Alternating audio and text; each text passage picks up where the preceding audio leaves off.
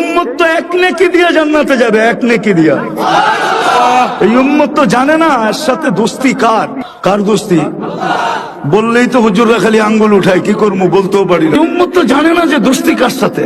আল্লাহ রসুলই তো বলছিল আনতা রব্বুল করিম আনা নবিয়্যুর রহিম, আপনি আগে রব্বে করিম, আমি পিছে নবী রহিম। কাইফা তুদাইয়ু হাদিল উম্মাহ বাইনাল করিম ওয়ার রহিম। শুরুতে আপনি, শেষে আমি। আমার উম্মত হারায় যায় তো যায় কোথায়? আমার মনে হয় এই জন্যই আল্লাহ বলে দিছে, বন্ধু একটা তো হারাইতে দিব না। কিয়ামতের দিন আপনার উম্মত আসবে গুররাম মুআজ্জিলিনা মিন আসারিস সুজুদ।